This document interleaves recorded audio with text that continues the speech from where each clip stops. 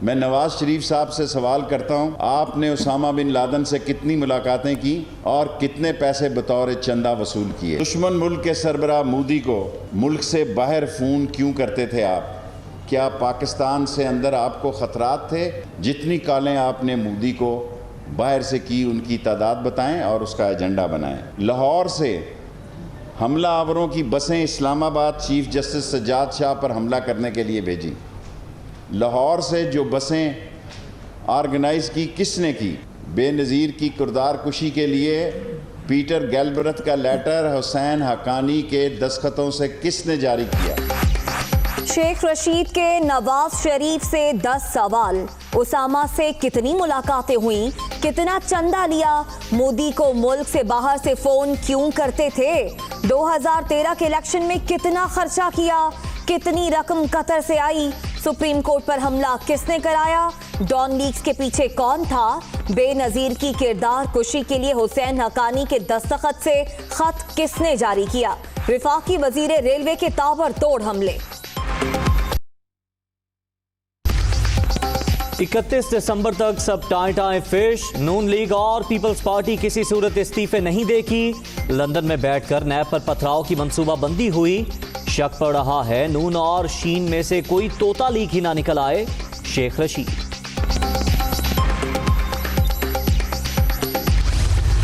Opposition की all parties conference के बाद से हुकूमती ऐवानों के अंदर जलजला बरपा है। वो ज़रा जिस तरह की गैर जिम्मेदारी का मुजाहरा कर रहे हैं, वो मुल्क के अंदर रोज़ अपने बयानात से एक नए बहरान को जन्म देते हैं। APC के बाद हुकूमती सफ़ों में भूंचाल। हुकूमती अफराद की गैर जिम्मेदाराना बयानबाजी बहरान मजीद संगीन बना रही है। रेफरेंस दायर करने के बाद शहबाज शरीफ को गिरफ्तार करना सियासी दहशतगर्दी होगा। शेख रशीद के बयानात को संजीदा नहीं लेते एहसन इकबाल। नवाज शरीफ की मुल्की इदारों पर तनकीद अफसोसनाक। नून लीग ने हमेशा मुनाफिकत की सियासत की। अवाम लूट मार करने वालों पर एतमाद नहीं करते। प्राइमरी स्कूल खोलने का फैसला NCOC इजलास में होगा। वफाकी वजीर तालीम शफकत महमूद। नवाज शरीफ के मुल्क दुश्मन एजेंडे को लोगों ने यकसर मुस्तरद कर दिया। अवाम साबिक वज़ीर आज़म के मज़मूम असाइम को कभी परवान नहीं चढ़ने देंगे। परवेज़ इलाही की काफ लीग में शामिल होने वाली शख्सियात से मुलाकात में गुफ्तगू। नवाज शरीफ की मुश्किलात में इजाफा। साबिक वज़ीर आज़म के असासों की छानबीन के लिए दायरा कार वसी। प्रॉपर्टीज, गाड़ियों और बैंक अकाउंट्स की तफसीलात तलब। नैब ने LDA, DC Lahore, excise department, निजी बैंक को खतूत भिजवा दिए।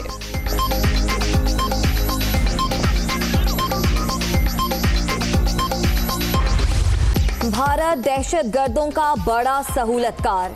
44 भारतीय बैंकों का मनी लॉन्ड्रिंग में मुलव्विस होने का इंकिशाफ। गैर कानूनी ट्रांजैक्शन से $1.53 मिलियन की मुंतकली। पैसा कहां गया?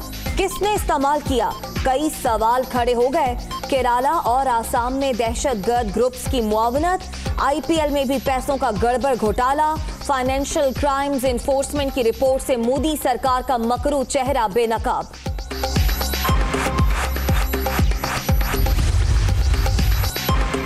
भारतीय आला अहदेदारान का सच से फरार। इंडियन वफ्द वज़ीर आज़म का खिताब शुरू होते ही जनरल असम्बली से चलता बना। इमरान खान का दो टोक मौक़िफ़ सुनने की बजाय भागने में ही आफियत जानी। वज़ीर आला पंजाब की ज़ेर सदारत इजलास। Overseas Pakistanis commission south Punjab के क़याम की उसूली मंजूरी। तमाम खिदमत मराकज़ में OPC डेस्क खोलने का फैसला। जुनूबी पंजाब के लोगों को बड़ा रिलीफ मिलेगा। उस्मान बुस्तार। अफसोस सिर्फ इस चीज़ का है कि अपने सारे फेलियर्स की वजह वो हुकूमत सिंध को बता देते हैं। बिजली का जो इस वक्त इशू है, मैंने कल किसी साहब ने मुझे कहा, मैंने सुनी नहीं थी, परसों कोई प्रेस कॉन्फ्रेंस की थी कि सारा इल्ज़ाम हमारे ऊपर डाल दिया है कि सिंध हुकूमत ने, अगर सिंध हुकूमत इतनी पावरफुल है तो आप जाएं, आप हमें इंतज़ाम दें, हम ठीक करके देंगे। विफाक अपनी कोताहियों का बोझ सिंध हुकूमत पर ना डाले। कराची पैकेज में बहुत से मंसूबों पर पहले ही काम जारी। सूबाई हुकूमत कराची की तामीर तरक्की के लिए काम कर रही है। वजीर आला मुराद अली शाह का मनोड़ा बीच रोड की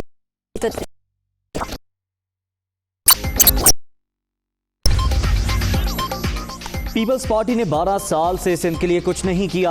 अब जयाले रहनुमा किस मुंह से विफाक पर तनकीद कर रहे हैं। एमकेएम भी डिलीवर करने में नाकाम रही।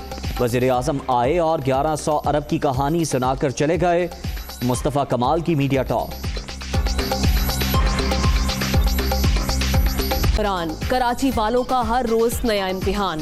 मलिर सिटी, औरंगी टाउन, लियाकताबाद समेत कई इलाकों में 10 से 12 घंटे तक बिजली की बंदिश मामूल। झूठे वादों से तंग आ गए, कब अजाब से जान छूटेगी, शहरियों का सवाल।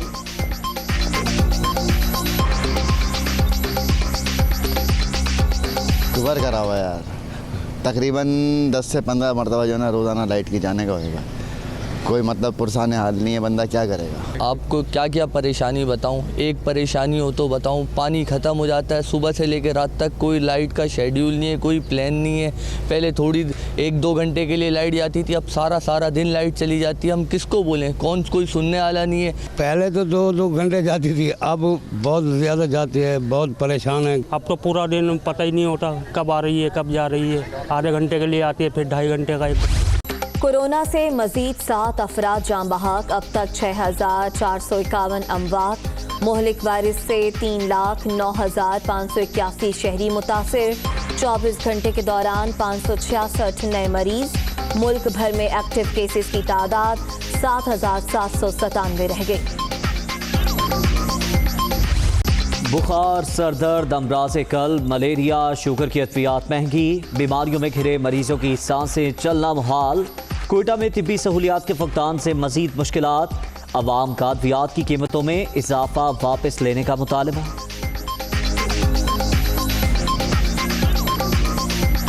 2-3 डब्बे दवा इसकी कीमत तकरीबन 2000 से ऊपर है, तो हम किधर से पूरा करें। घर के खर्चे और खर्चे। ब्लड प्रेशर की या शुगर की वो 200 रुपये कीमत थी, अभी वही 600 रुपये की हो गई है। तो हम अफोर्ड नहीं कर रही है, मतलब अभी बहुत मुश्किलात हैं। अद्वियात की कीमतों में इजाफा, लाहौर हाई कोर्ट में चैलेंज। अवाम पहले ही महंगाई और बेरोजगारी से परेशान। अदालत अद्वियात 262% महंगी होने का फैसला कल अदम करार दे। दरख्वास्त गुजार का मौक़िफ़।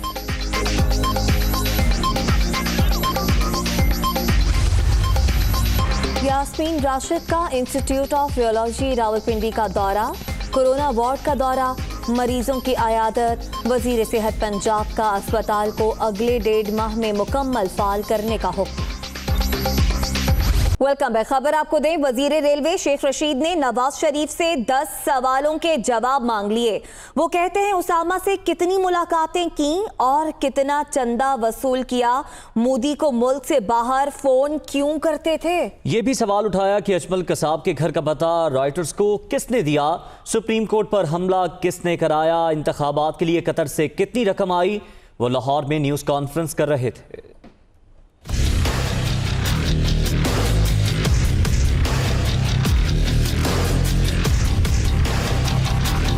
मैं 10 पॉइंट आज कहना चाहता हूं नवाज शरीफ साहब को, इसलिए कह रहा हूं कि आपने तूफान खड़ा कर दिया। मैं नवाज शरीफ साहब से सवाल करता हूं, आपने उसामा बिन लादन से कितनी मुलाकातें की और कितने पैसे बतौर चंदा वसूल किए, नंबर 1। नंबर 2, अजमल कसाब के घर का एड्रेस राइटर को किसने दिया और वो कौन लोग थे जिसने हिंदुस्तान को अजमल कसाब का डेटा प्रोवाइड किया। नंबर 3, दुश्मन मुल्क के सरबराह मोदी को मुल्क से बाहर फोन क्यों करते थे आप।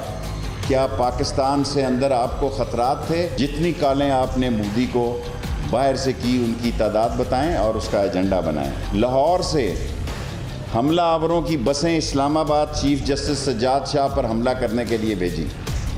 लाहौर से जो बसें ऑर्गेनाइज़ की किसने की और जो यलगार के लोग इकट्ठे किए और किसने पंजाब हाउस सुबह उनको नाश्ता करवा के सुप्रीम कोर्ट पर हमला करवाया। बीमारी का बहाना करके आप मुल्क से गए। वोट की बात करते हैं, कोर्ट की बात क्यों नहीं करते। वो कौन सा सियासतदान है इस मुल्क में जो कोर्ट उसको तलब करता है तो वो बीमारी का बहाना बनाता है, कहता है कि कोरोना वायरस था। और जब तकरीर करनी हो पाकिस्तान की सलामती के ख़िलाफ़ और पाकिस्तान पर जानिसार करने वाले अदारों के ख़िलाफ़ तो एक एक घंटा ख़िताब करते हैं। नंबर 7, डॉन लीग के पीछे कौन था? आज इतराफ़ कर लिया आपने, तो पहले इनकार क्यों किया था? नंबर 8, 213 के इलेक्शन में कितना खर्चा किया आपने और सैफुर रहमान के ज़रिए कतर से आपको कितनी रकम आपको वसूल हुई इलेक्शनों के लिए? नैब की अदालत में नंबर 9, पथराव की मनसूबाबंदी लंदन से कितने दिनों में हुई और वो कैमरे जिन्होंने इस फुटेज को कवर किया उनको रोकने के लिए आपने कितनी कोशिशें की?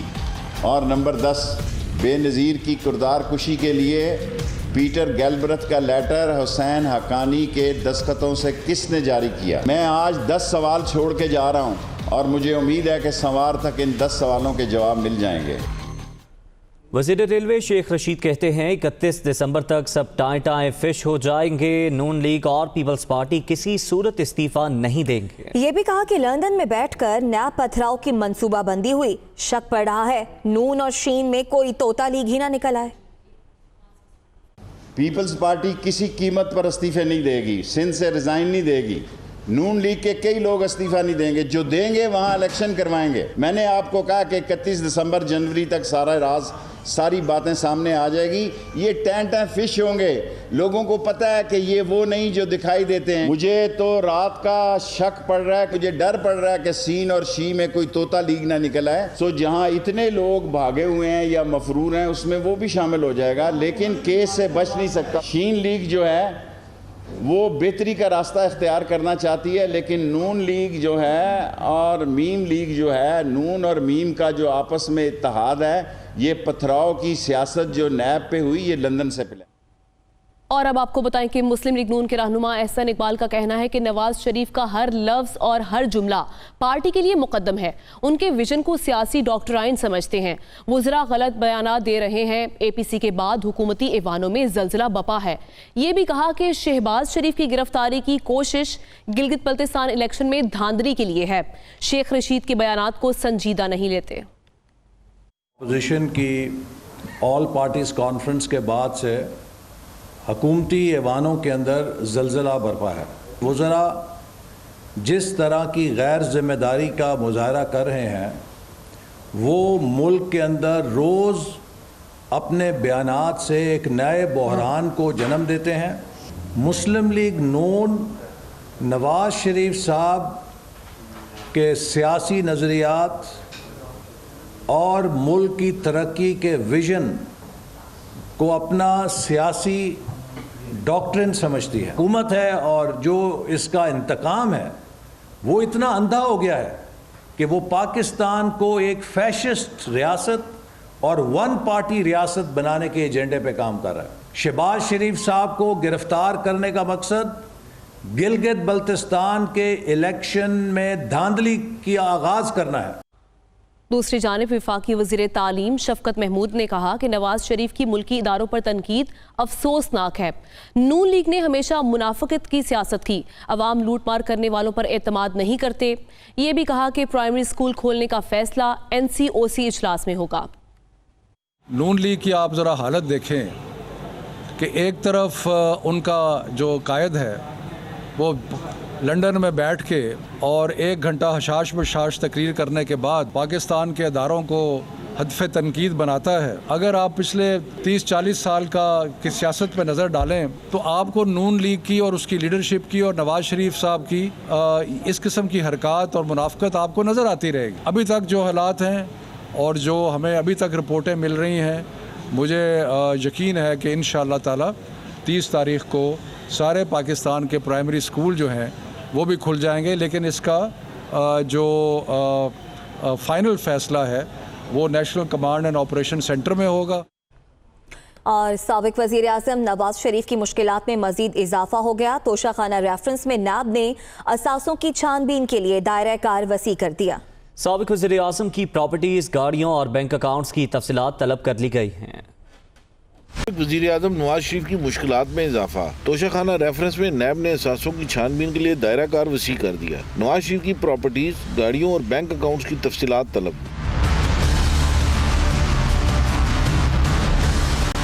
जराये के मुताबिक नैब ने LDA, deputy commissioner Lahore, excise department और निजी बैंक से साबिक वजीर आजम के एहसासों से मुतल्लिक तफसीलात मांग ली है। LDA को लिखे गए खत में कहा गया है कि नवाज शरीफ की लाहौर में 1550 कनाल से जायद अराजी की दस्तावेज फराहम की जाए। नवाज शरीफ के जेर इस्तेमाल मर्सिडीज लैंड क्रूजर गाड़ी, 2 ट्रैक्टर्स का रिकॉर्ड भी तलब किया गया है। जराये का कहना है कि लाहौर के निजी बैंक में साबिक वजीर आजम के नाम पर मुल्की और गैर मुल्की अकाउंट्स का रिकॉर्ड भी हासिल किया जाएगा। वाज़ेह है कि नैब एहतसाब अदालत के अहकामात की रोशनी में तोशा खाना रेफरेंस की तहकीकात कर रहा है।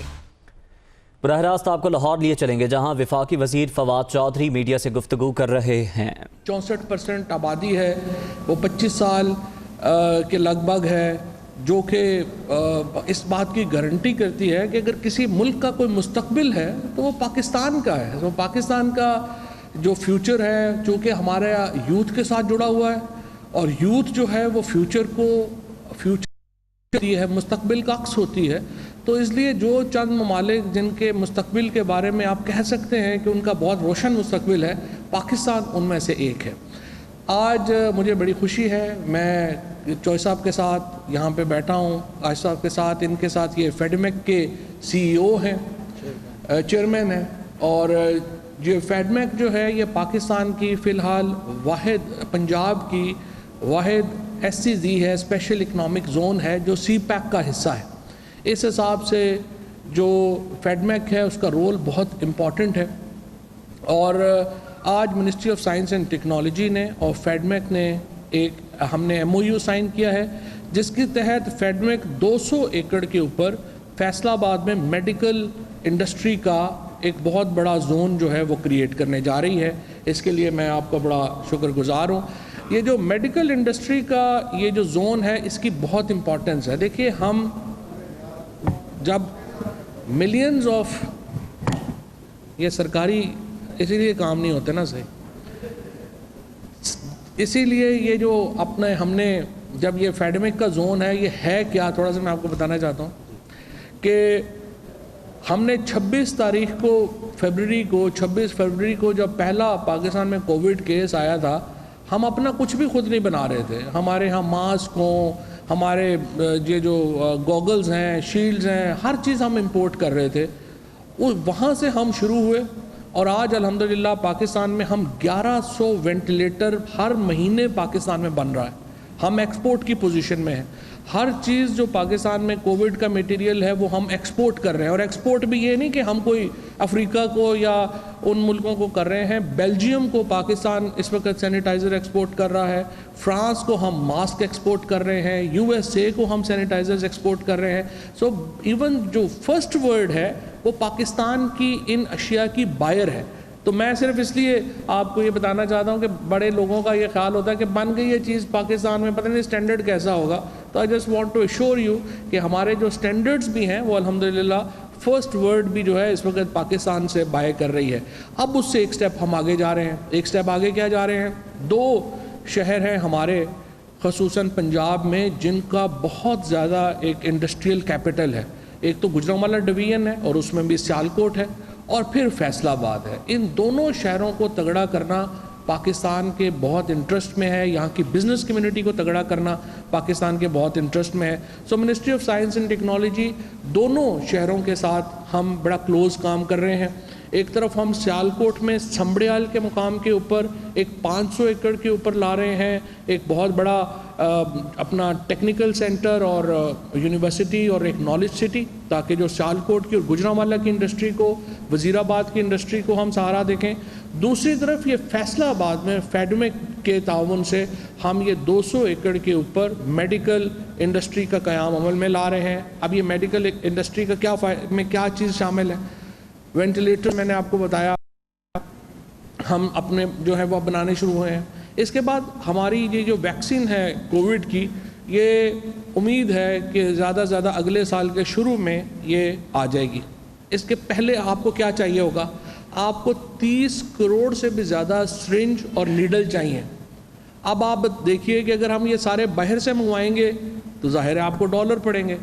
अभी हम इंशाअल्लाह ताला ये पाकिस्तान के अंदर 2 बहुत बड़े यूनिट्स जो हैं वो लगने जा रहे हैं, जिसके नतीजे में ये जो सिरिंजेस हैं, हमारे जो जिसमें आप ये जो टेस्ट स्टोर होते हैं, जो शीशे की छोटी छोटी बोतलें हमें नज़र आती हैं, ये भी हम बाहर से मंगवाते हैं। हम ये बनाना शुरू करेंगे। उसके बाद हम नीडल्स जो है यहाँ पे जो है वो बनाना चाह रहे हैं। डॉक्टर फैसल साहब से मेरी बात